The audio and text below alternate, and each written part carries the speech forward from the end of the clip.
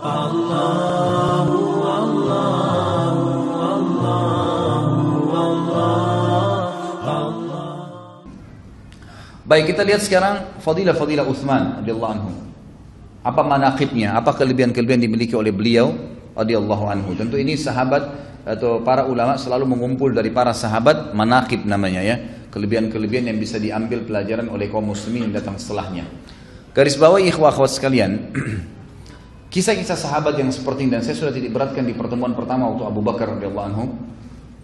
Kisah-kisah seperti yang akan kita bahas ini ikhwan akhwat sekalian bukan sebuah seremoni, bukan secara kebetulan sampai kepada kita, bukan secara kebetulan si penulis buku menulis, kebetulan kita membahas pada kesempatan ini, kebetulan antum hadir dan dengar, bukan itu, bukan kebetulan. Tapi kata ulama, lebih peka kita memahami adalah Allah Azza wa Jalla menjaga kisah-kisah mereka dan disampaikan di kuping-kuping kita, makhluk-makhluk Allah yang beriman yang dikhususkan sehingga mendengar kisah-kisah mereka agar dicontohi, diciplak kehidupan mereka, diikutin, dan bukan mustahil kita mendapatkan jaminan surga bersama sahabat-sahabat yang mulia ini. Ditulis oleh atau penulis menyebutkan di sini poinnya adalah peran abadi dalam menyiapkan pasukan al-Ushrah atau perang Tabuk. Tabuk ini sebuah lokasi tentu sekarang masuk di kerajaan Saudi.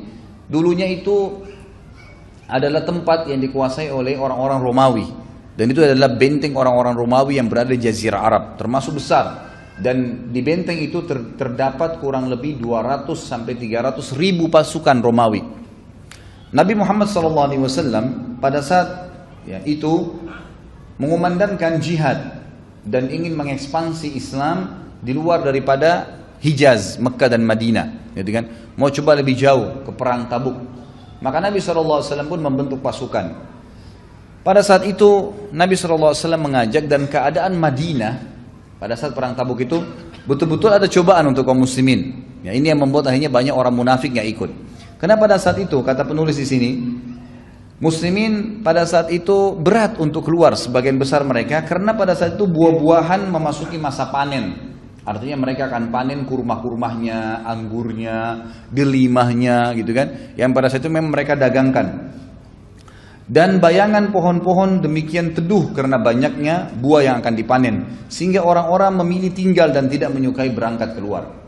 Kecuali yang memang Allah Subhanahu wa Ta'ala berikan petunjuk pada saat itu, dan akhirnya mereka keluar. Dan seluruh sahabat yang tulus kepada Nabi SAW akhirnya menerima perintah Nabi SAW, dan mereka berlomba-lomba berinfak, dan yang tinggal di Madinah hanya orang-orang munafikin. Waktu Nabi SAW mengumandangkan jihad, maka datanglah pada saat itu Abu Bakar, orang yang pertama mendatang untuk membawa semua hartanya, yaitu 4.000 dirham. Pada saat itu beliau memiliki di kantongnya 4.000 dirham. Maka beliau pun datang dan mengeluarkan semua 4.000 dirham itu. Rasulullah SAW bertanya padanya, apa yang kau sisakan untuk keluargamu wahai Abu Bakar? Abu Bakar mengatakan Allah dan Rasulnya. Perlu dikasih bawahi satu hal di sini Bapak Ibu sekalian. Abu Bakar radhiyallahu anhu waktu menginfakkan 4.000 dirham ini adalah harta yang sedang ada di tangannya. Harta yang sedang ada di tangannya. Beliau tidak menjual kebun kurmahnya, beliau punya usaha, gitu kan? Ada peternakan yang beliau miliki, beliau tidak menghabiskan itu. Jadi perlu digarisbawahi karena banyak juga di antara dai-dai kita yang salah faham. Mereka mengatakan Abu Bakar mengambil semua hartanya, nggak ada lagi yang ditinggal sama sekali. Yang dimaksud ini adalah harta yang sedang dipegang pada saat itu. Jadi bukan berarti semua aset dijual, enggak. Fahamin masalah ini. Sudah terhitung berinfak di jalan Allah semua harta. Pada saat apa yang antum milikin pada hari di mana kita dibutuhkan untuk infak, keluarkan semua yang dimilikin, maka itu berarti sudah berinfak semua harta yang dimaksud di sini. Makanya aset-aset Abu Bakar tetap ada. Waktu itu ada perkebunan, ada peternakan, ada belum milikin, gitu kan? Ini perlu difahamin. Jadi di sini waktu Abu Bakar mengatakan aku meninggalkan Allah dan Rasulnya, maksudnya untuk kebutuhan hari-hari ini ya Allah dan Rasulnya yang mengambil alih. Mungkin nanti akan ada hasil panen dari kebun saya mereka makan, mungkin mereka bisa menyembelih hewan dari peternakan saya sehingga mereka makan. Jadi ada ikhtiar Abu Bakar secara manusiawi, duniawi yang emang sudah dipersiapkan, gitu kan? Ini perlu dipahamin. Kemudian Umar bin Khattab datang dan membawa setengah hartanya. Kemudian tidak tertinggal juga Abbas bin Abdul Muttalib, paman Nabi SAW yang masuk Islam. Kemudian Talha bin Ubaidillah radhiyallahu anhu ajma'in, Abdurrahman bin Auf, dan mereka membawa 200 uqiyah.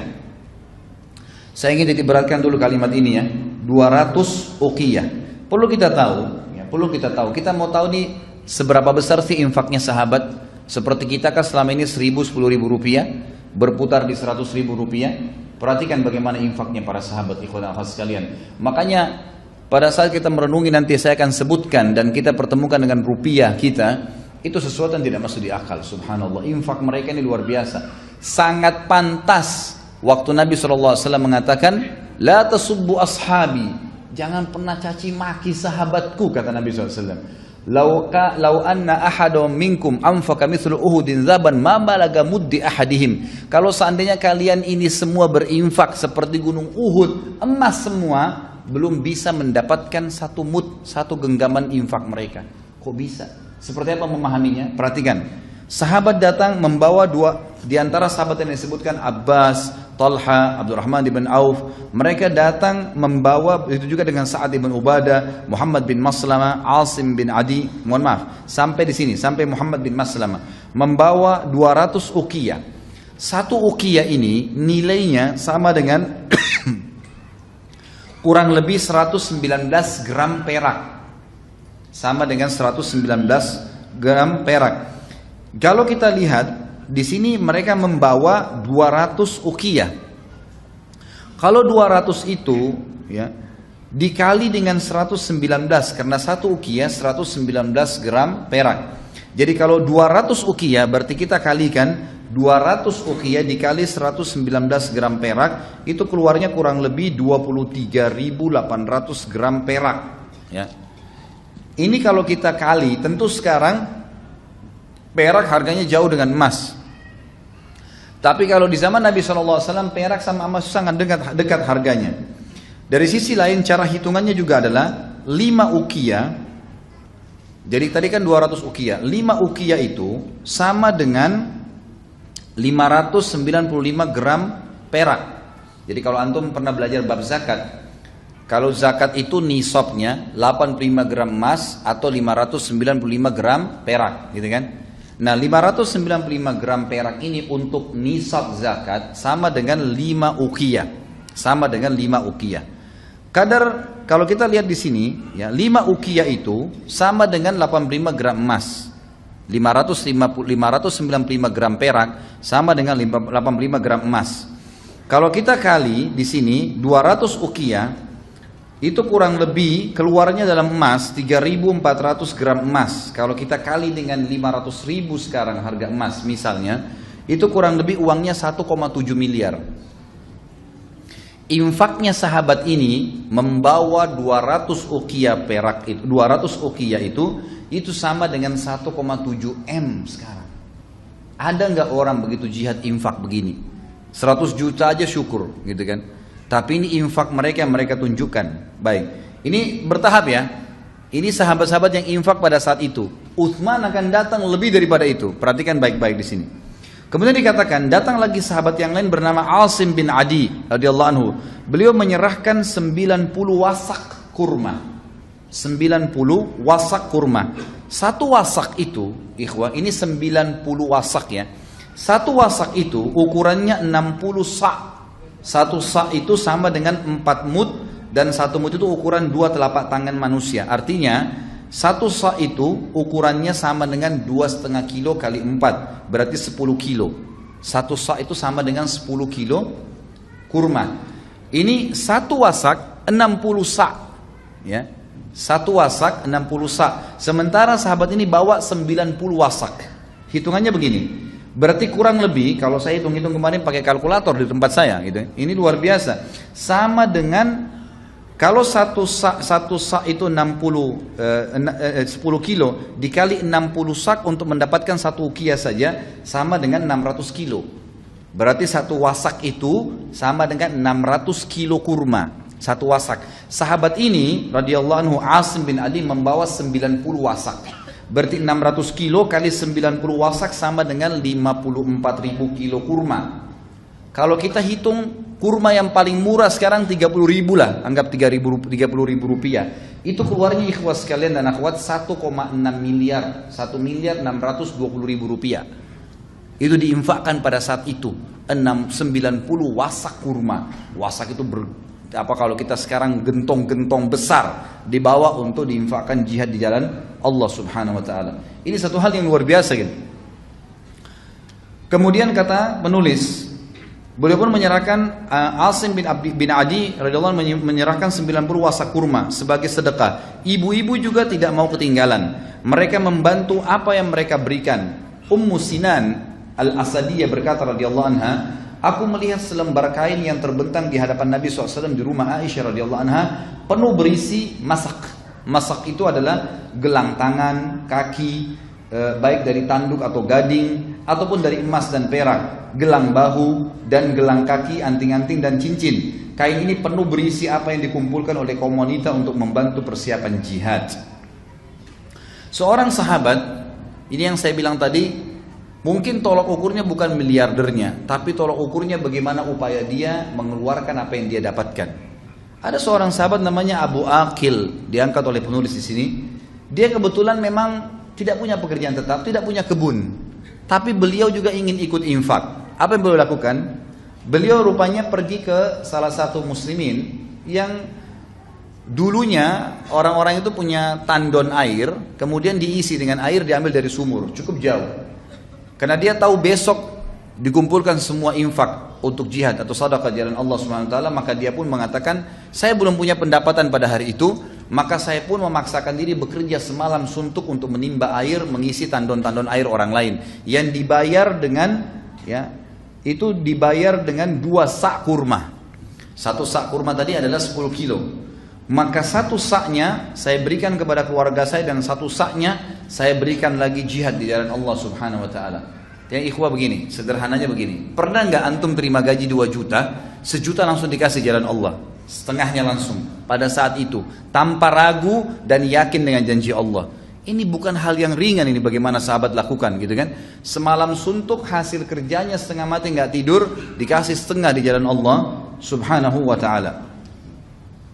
Pada saat itu dikatakan Utsman bin Affan datang. Setelah sahabat semua ini berikan infaknya, datanglah tokoh kita ini radhiyallahu anhum ajma'in. Utsman bin Affan waktu dengar hal tersebut dan sudah lihat orang-orang berinfak, maka beliau kebetulan datang dan mengantongi 1000 dinar. 1000 dinar ini langsung dihadapkan atau ditaruh di depan Nabi SAW. Ya, ada kain di depan Nabi ditaruh semua sampai kain itu penuh. Perlu kita tahu, 1 dinar ini hitungannya sama dengan 4,25 gram emas. 4,25 gram emas. Itu 1 dinar. Utsman bawa 1000 dinar. Berarti 4,2 gram itu kalau dikali 1000 dan dikali nilai emas sekarang anggap 500.000, jumlahnya itu 2.125.000 gitu kan. Ini infaknya Utsman bin Affan pada saat itu ada di kantongnya gitu kan. Kita nggak tahu bagaimana berpikir, mungkin jangan dianggap dengan uang rupiah yang berat ya gitu. Karena memang kalau 2 miliar di kantong ini bingung juga bagaimana. Tapi pada saat itu memang hitungan dinar emas. Dia mengeluarkan pada saat itu spontan 1000 dinar emas yang senilai dengan 2.125.000 rupiah. Itu luar biasa gitu. Maka Nabi SAW waktu lihat, karena ini orang yang paling besar infaknya. Tadi sahabat yang paling besar 1,7 M gitu kan. Ini sudah 2 M lebih. Maka Nabi SAW langsung bersabda untuk Utsman bin Affan pada saat itu, tidak akan ada yang membahayakan Utsman dari apapun yang dia lakukan setelah hari ini. Tidak akan ada yang membahayakan Utsman dari apa yang dilakukan setelah hari ini. Jadi 2 kali diucapkan. 2 kali diucapkan. Pada saat itu, teman-teman sekalian, ya, yang perlu kita tahu, ulama hadis menanggapi mengatakan yang dimaksud Utsman setelah infak ini, apapun yang dia lakukan Allah maafkan di dunia, dan ini juga tidak akan membahayakan dia melalui timbangan pada hari kiamat dan dia akan masuk surga tanpa hisab. Ini yang dimaksud. Ini yang dimaksud. Utsman bin Affan pada saat mendengar Nabi SAW memotivasi ya, agar mereka berinfak, beliau langsung memberikan tadi 1000 dinar dan tidak cukup di situ. Beliau pun akhirnya pulang ke rumahnya karena pada saat beliau memberikan 1000 dinar, selalu Nabi SAW kalau terima infak sahabat, karena ini Tabuk jauh, mungkin kurang lebih 1000 km dari kota Madinah, jauh. Sekarang aja orang kalau naik mobil kecepatan tadi 100 km bisa 10 jam Yang itu baru sampai di sana. Bagaimana zaman dulu dengan kuda, dengan unta, dengan jalan kaki, mana panas, mana tidak ada penjual. Kalau sekarang haus tinggal mampir di pom bensin bisa beli minuman. Zaman dulu nggak ada. Maka Nabi SAW butuh bekal yang besar nih. Setiap kali ada sahabat yang infak, selalu Nabi SAW mengatakan, bagus yang kamu lakukan, siapa lagi yang mau berinfak? Terus begitu. Termasuk waktu Utsman bin Affan datang memberikan 1000 dinar, ternyata Nabi SAW mengatakan, dari hadis Fadilah Utsman, lalu dikatakan, siapa lagi yang mau berinfak? Kami masih membutuhkan. Lalu Nabi sebutkan, kami membutuhkan kuda dan unta untuk tunggangan. Perhatikan di sini, Ibnu Syihab Az-Zuhri berkata dalam buku beliau, rahimahullah, dalam perang Tabuk, Utsman membantu pasukan pada saat itu ya, setelah memberikan 1000 dinar atau 2,1 miliar tadi itu, dia juga membawa 940 ekor kuda yang diikuti dengan 940 ekor unta yang dilengkapkan dengan 60 ekor kuda sehingga jumlahnya mencapai 1000. Sebagian riwayat terbalik, Utsman bin Affan membawa 940 ekor kuda yang dilengkapkan dengan 60 ekor unta. Perlu teman-teman tahu ya, kuda-kuda yang dipakai berperang ini di zaman dulu ini sama dengan kuda-kuda yang dipakai tanding sekarang. Kalau teman-teman yang pernah ikutin atau tahu, kuda yang dipakai untuk tanding itu harganya sekarang sampai 1 miliar. Harga kuda yang bagus itu kan, untuk dipakai tanding yang besar, yang kekar, sampai 1 miliar harganya. Utsman bin Affan menyiapkan 940 ekor, kan itu. Kalian bayangkan kalau harga rupiah sekarang sebetulnya 940 miliar. Ya, disiapkan kuda-kuda yang kekar, tidak cukup di situ. Waktu Utsman ceritanya membawa 10 ekor, ya Rasulullah, ini 10 ekor kuda saya bawakan dan tidak cukup kuda saja. Utsman bin Affan mengatakan, ya Rasulullah, sudah lengkap semua. Di kuda itu sudah siap ada baju besinya kuda. Jadi kuda kalau mau dipakai berperang itu juga dilapisin baju besi biasanya. Ada baju besi, pelanah-pelanahnya, kemudian mujahid yang mau naik di atasnya butuh perisai dan butuh pedang. Utsman sudah siapin. Kemudian di sebelah kiri kanannya kuda itu ada kantong yang siap membawa bekal dia. Sama Utsman dilengkapin semua. Jadi seperti kalau sekarang mobil tank sudah sama bensinnya, udah sama peluru-pelurunya, udah semua lengkap untuk pergi dan pulang. Gitu kan? Jadi perlengkapan perang yang luar biasa ini. Pesawat tempur udah disiapin semua sama bensin-bensinnya untuk sampai selesai perang. Perang berapa hari? Waktu itu perjalanan kata sebagian ulama dari Madinah ke Tabuk. Itu kalau kita ambil patokan Madinah Mekah 3 hari 3 malam 400 kilo, berarti ini akan dicapai kurang lebih dengan jumlah 8 hari. 8 sampai 9 hari. Pergi, hadir di peperangan sana, butuh makanan dan minuman. Kemudian pulang lagi ke Madinah juga sama. Utsman bin Affan menyiapkan awalnya 10 ekor kuda, lengkap dengan semua perlengkapan mujahid tinggal naik, pakai baju pedangnya, perisainya, makanannya, minumannya semua lengkap sampai ke sana, gitu kan? Seperti itu. Ternyata waktu Nabi SAW, waktu Utsman menyetor 10 ekor itu, kata Nabi SAW, bagus wahai Utsman, tapi kita masih butuh, gitu kan? Utsman nggak tahu butuh berapa, diambil lagi 10 ekor sama dia, ini ya Rasulullah 10 ekor lagi. Lengkap sama semua perlengkapannya, jadi 20 ekor. Kata Nabi SAW, baik wahai Utsman, siapa lagi yang mau berinfak? Sahabat yang lain sudah pada diam nih. Utsman mengatakan, kalau begitu masih butuh, ambil lagi 10 ekor, 30 ekor, ini ya Rasulullah, lengkap dengan semua perlengkapannya, tinggal perang. Kata Nabi SAW, bagus wahai Utsman, masih perlu lagi, dibawa lagi, ya, gitu. Terus begitu. Dalam riwayat dikatakan Utsman bin Affan mendatangkan 100 ekor, 100 ekor. 100 ekor kuda, ini sama lengkap semua, gitu kan? Selesai Nabi bilang masih perlu, bawa lagi 100 ekor, masih perlu 100 ekor lagi, terus sampai mencapai 940 ekor. Dan Utsman berkata, ya Rasulullah, kuda saya sudah habis, ini semua kuda yang saya milikin, 940 ekor semua. Tapi kalau anda masih butuh ya Rasulullah, saya akan lengkapkan menjadi 1000 dengan 60 ekor unta, gitu kan? Dan unta ini juga yang dipakai berperang bukan unta sembarangan, bukan unta yang biasa diternak, gitu kan? Emang unta perang itu dilatih, kuat lari, lebih tahan. Seperti kita tahu lah, mungkin prajurit beda kalau orang-orang yang seperti kita ini dengan prajurit memang yang sudah dilatih untuk perang, gitu kan? Tiap hari olahraga, tiap angkat senjata, lari di pagi malam hari, mungkin sudah terbiasa. Seperti juga hewan-hewannya, gitu kan? Jadi ini juga hewan-hewan pilihan. Maka Utsman bin Affan melengkapkan 1000 ekor. Dan unta-unta yang seperti ini bisa mencapai harganya 10.000 real, 15.000 real, yang bagus nih. Kalau sekarang ya 40-50 juta satu ekor. Itu diantaranya. Maka Utsman bin Affan menyiapkan tersebut. Hudzaifah radhiyallahu anhu berkata, Utsman datang kepada Rasulullah SAW pada saat beliau menyiapkan pasukan Tabuk membawa 10.000 dinar. Ya. Dan dia membeberkan di hadapan Nabi SAW dan Nabi SAW membolak-balikkan dengan tangannya sambil bersabda. Perhatikan di sini. Jadi Utsman bin Affan sudah mengeluarkan pertama 1.000 dinar. Tadi 2,1 miliar. Kemudian Utsman datang membawa 1.000 ekor kuda dan unta. Hudzaifah menyampaikan, setelah itu, setelah dikasih pun 1.000 ekor, Nabi SAW masih mengatakan kami masih perlu. Utsman pulang lagi ke rumahnya, kata Hudzaifah, membawa lagi 10.000 dinar. Perhatikan tadi kalau 1.000 dinar nilainya 2,1 miliar. Ini 10.000 berarti berapa? 21 M. Ini sudah diinfak tadi yang 1.000 dinar sudah. Kemudian membawa lagi 1.000 ekor, tadi 940 ekor kuda, yang 60-nya unta. Masih butuh lagi, Utsman pulang ke rumahnya bawa lagi 10.000 dinar. Berarti 10 kali lipat dari infak pertama yang 1.000 dinar. Kalau tadi 2,1 M ini berarti 21 miliar. Dibawa lagi oleh Utsman bin Affan. Lalu dia membeberkan di hadapan Nabi SAW. Kata Rasulullah SAW untuk membolak-balikan harta tersebut seperti tidak percaya jumlahnya begitu banyak. Kata beliau, fadilah yang lain nih. Ghafarallahu laka ya Utsman, ma asrarta wa ma alanta, wa ma huwa kainun ila yaumil qiyamah. Semoga Allah mengampunimu wahai Utsman, apa yang engkau rahasiakan dan apa yang engkau tampakkan. Semua yang kau lakukan Utsman mulai sekarang, kalau salah, kau sembunyikan atau kau terang-terangin, tetap Allah akan ampuni kamu. Dan apapun yang terjadi pada hari kiamat tidak akan membahayakanmu. Bagaimana bisa nih infak yang luar biasa? Ya, di jalan Allah Subhanahu wa taala, bayangkan infaknya ya, tidak main-main nih.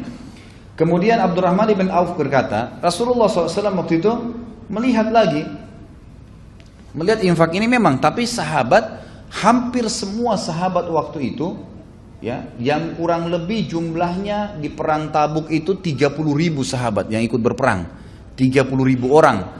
Ini berarti butuh, kalau masing-masing butuh satu kuda, butuh 30.000 ekor kuda. Kalau nggak ada kudanya gitu kan, belum makanan, belum minuman, berarti butuh persiapan yang luar biasa. Ternyata belum cukup nih. Apa kata Nabi SAW? Bagus wahai Utsman, siapa lagi yang mau berinfak? Nabi SAW masih nanya, ternyata masih kurang. Apa yang terjadi? Cukupkah sampai situ? Utsman bin Affan pulang lagi ke rumahnya. Abdurrahman bin Auf berkata, aku melihat Rasulullah SAW ketika Utsman datang yang kesekian kalinya kepada beliau pada saat persiapan perang Tabuk dengan membawa 700 uqiyah emas. Ini infak yang keempat. 700 uqiyah ini perlu kita tahu, satu uqiyah emas itu sama dengan kurang lebih kalau sekarang 17 gram. 17 gram emas, satu uqiyah emas sama dengan 17 gram. Allah alam kalau saya keliru ya, tapi ini kemarin saya sudah pastikan dari beberapa sumber, memang satu uqiyah itu kurang lebih satu uqiyah emas ya. Ada emasnya, karena uqiyah dipakai juga dengan istilah perak dan yang lainnya. Tapi satu uqiyah emas sama dengan 17 gram emas. Kalau dikali 700 uqiyah yang Utsman bawa, itu berarti sama dengan 11.900 gram emas. Kalau dikali dengan 500.000 rupiah sekarang, nilai emas, itu nilainya 5.950.000. Ini berapa banyak yang Utsman sudah infakkan nih, gitu kan? Jadi kalau saya simpulkan, infaknya Utsman bin Affan di perang Tabuk yang akhirnya Nabi SAW menjamin baginya surga, gitu kan? Itu adalah kurang lebih mencapai 1.000 dinar pertama, 2.125.000, kemudian ada 10.000 dinar yang kedua, itu berarti 21.250.000, itu berarti sudah ya 21 tambah 2 ini 23 sekian miliar. Kemudian 700 uqiyah emas sama dengan 5.900.000 sekian ya. Itu kemudian itu sudah melampaui jumlah ya. Jadi tadi ini sudah kurang lebih mencapai hampir 30 miliar. Kemudian kuda dan unta yang sudah lengkap. Kalau kuda dan unta yang sudah lengkap ini kita nilai susah sekali ya. Itu mungkin bisa mencapai, kalau harga kuda tadi yang terbaik 1 miliar, ini berarti sudah 940 miliar rupiah. Ini sudah nggak bisa dibayangkan sampai sekarang. Dan beliau mengatakan, penulis, infak Utsman bin Affan ini ternyata berlandaskan dengan hadis Nabi SAW yang diriwayatkan Imam Bukhari nomor 2778, dan juga yang masyhur ya, dinukil atau ini maaf, hadis ini secara muallak oleh Imam Bukhari dan disahihkan. Kata Nabi SAW, afdalus sadaqat zillu fustatin fi sabilillah, au manihatu khadimin fi sabilillah, au turuqatu fahlin fi sabilillah. Sebaik-baik sedekah ya, yang dikeluarkan adalah naungan sebuah tenda di jalan Allah. Kata para ulama di sini, Utsman bin Affan pada saat menyiapkan unta dan kuda tadi itu, berikut ada tendahnya ya. Berikut sudah cukup untuk menaungi satu orang. Atau pemberian seorang pelayan di jalan Allah. Ya, seperti kasus Ummu Hani radhiyallahu anha menghadiahkan Anas bin Malik, anaknya, kepada Nabi SAW. Dihadiahkan untuk menjadi pembantu Nabi SAW. Atau memang menyiapkan ya pegawai-pegawai atau pasukan perang yang akhirnya bergabung dengan pasukan mujahidin, itu termasuk yang paling afdal. Atau menyiapkan tunggangan unta jantan di jalan Allah Subhanahu wa ta'ala. Jadi ini peran Utsman bin Affan yang tidak terlupakan dalam sejarah radhiyallahu anhu, tentang infak yang sudah mencapai ya ratusan miliar rupiah kalau kita sekarang, ya, yang sama sekali Utsman bin Affan tidak mengharapkan balasan dari situ. Bahkan disebutkan dalam hadis Bukhari bahwasanya setelah kembalinya pasukan dari Tabuk, di mana Nabi SAW mengepung Tabuk lebih daripada 40 hari, dan orang-orang Romawi tidak berani bertemu dengan Nabi SAW. Nabi SAW sengaja bermukim situ dan tersebarlah berita kemenangan muslimin. Karena Raja Romawi waktu itu tahu, dia berkata kepada para prajuritnya, jangan hadapin orang ini karena orang ini adalah seorang nabi. Kalau dia nabi benar, maka pasti kita akan kalah, nggak mungkin kita bisa kalahkan.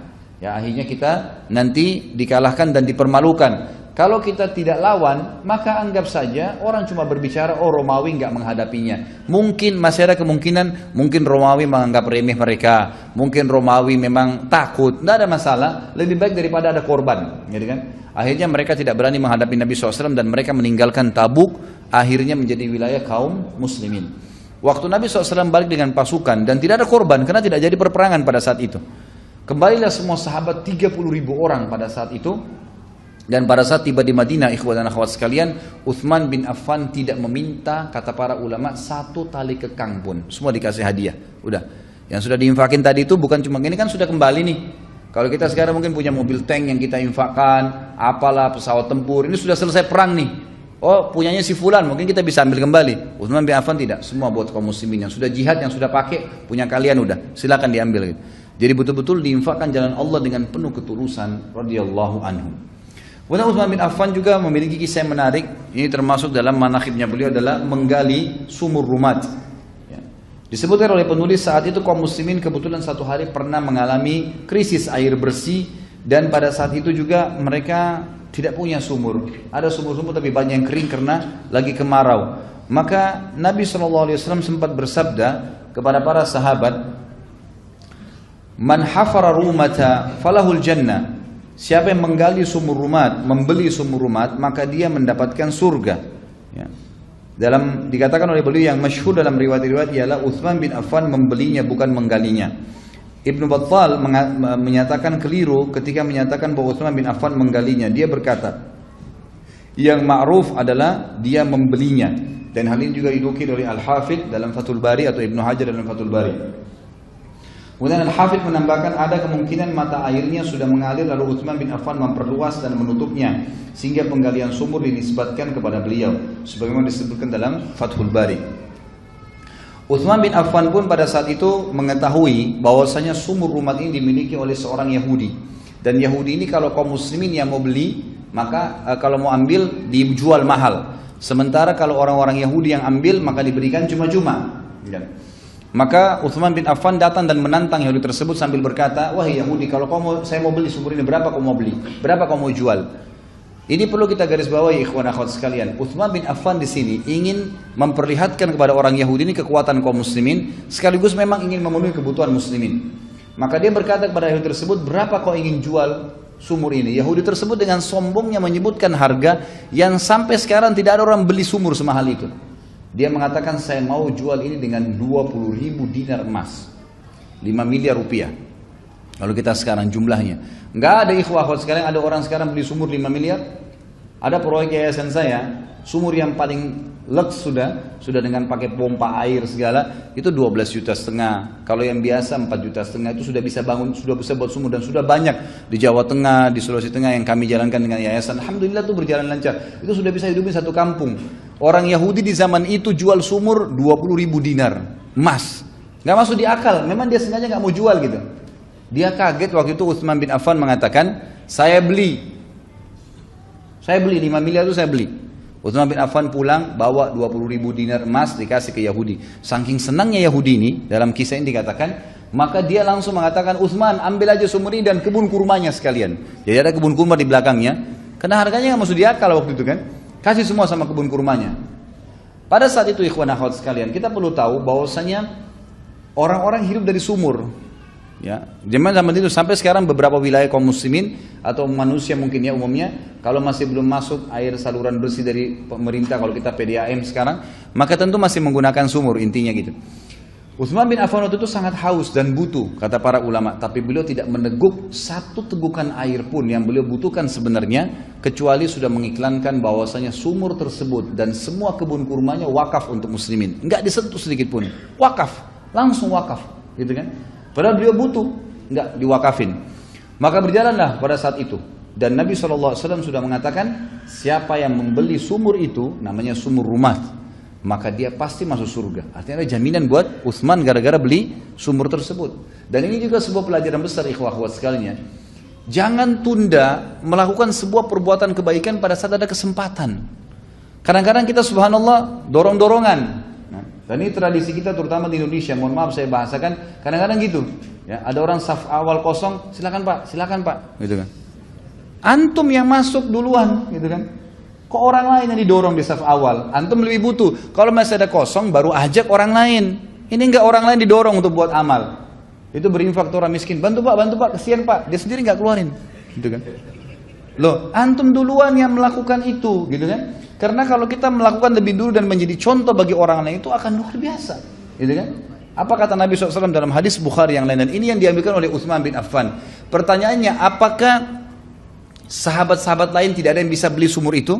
Kata ulama, banyak yang bisa.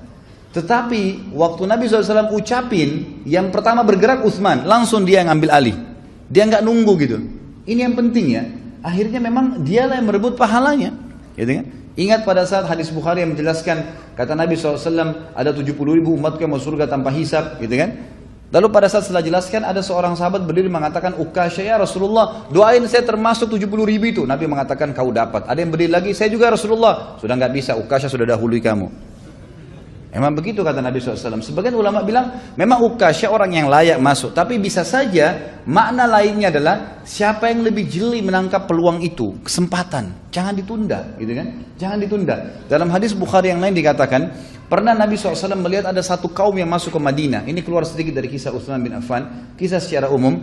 Maka datanglah beberapa orang-orang dari Badui, dari padang pasir yang miskin sekali. Kata Nabi SAW, dalam riwayat ini dikatakan, saking miskinnya sampai wajah mereka itu kelihatan seperti gosong, rambut mereka penuh dengan debu, kemudian baju mereka itu saking miskinnya mereka nggak punya kecuali satu kain itu diikat di leher dan diikat di belakangnya. Jadi kalau ada angin tersingkap auratnya. Susah sekali hidupnya. Nabi SAW waktu lihat mereka sudah mau matang ke masjid Nabi nih, mau minta sumbangan, mau minta bantuan. Lalu Nabi SAW naik di atas mimbar lalu mengumpulkan muslimin lalu berkata, wahai muslimin, berinfaklah sebelum datang hari di mana tidak ada manfaat lagi harta kalian, sebelum kalian menyesal. Ya, berinfaklah dimotivasi oleh Nabi SAW. Terus begitu, apa yang Allah janjikan pasti benar, gitu kan? Dan berinfaklah walaupun bisyikit tamar, walaupun dengan satu buah kurma. Ya, kata sebagian ulama hadis adalah kalau kalian punya kurma cuma satu butir di rumah, potong dua, setengahnya kasih fakir miskin, setengahnya kamu makan, gitu kan? Sampai begitu. Apa yang terjadi? Waktu Nabi SAW sampaikan, sahabat banyak yang diam. Ada satu sahabat berdiri, langsung mengeluarkan semua yang ada di tangannya pada saat itu. Dia keluarkan berapa dirham gitu ya, saya lupa riwayatnya, mungkin sekitar 15-16 dirham dikasih sama dia. Ini ya Rasulullah, untuk mereka. Langsung dia mulai. Apa kata Nabi SAW? Keluarlah hadis. Siapa yang menghidupkan sebuah sunnah yang baik, man sanna fil islami sunnatan hasanah, siapa yang menghidupkan sebuah perintah yang baik, ya, falahu ajruhu wa ajru man amilah ba'dahu, dia akan dapat pahalanya dan pahala orang yang melakukan yang mengikuti setelahnya. Kan gitu. Jadi di sini kita lihat orang yang bergegas mengerjakan itu. Utsman bin Affan sangat jeli melihat peluang tersebut. Jadi tidak menyia-nyiakan kesempatan. Dan ini satu hal yang harus kita pupuk dalam diri kita. Utsman bin Affan radhiyallahu anhu juga, Bapak Ibu sekalian, punya sebuah azam dalam dirinya. Setiap hari Jumat beliau bebaskan budak. Setiap hari Jumat bebasin budak. Jadi memang dijadwalin tuh, gitu kan? Mungkin kalau sekarang tidak ada budak, setiap Jumat saya memberikan makan 10 orang miskin, 100 orang miskin, gitu kan?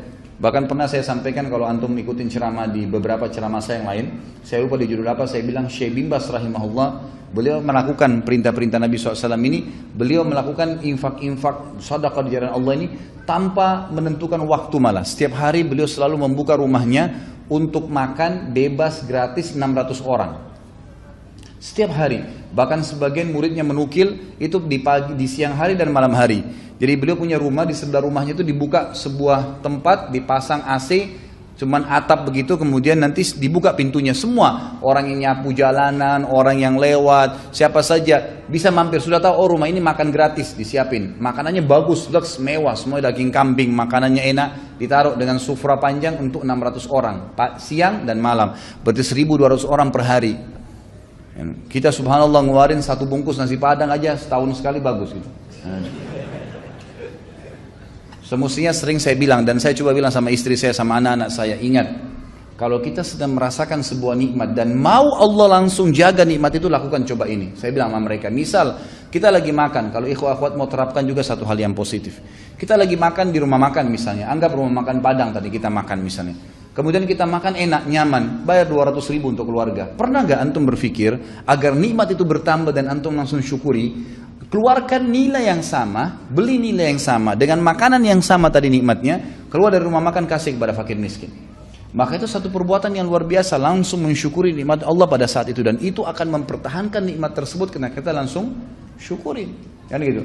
Jadi bersyukur itu bisa dengan ucapan lisan dan juga aplikasi lapangan. Ini yang harus kita ketahui.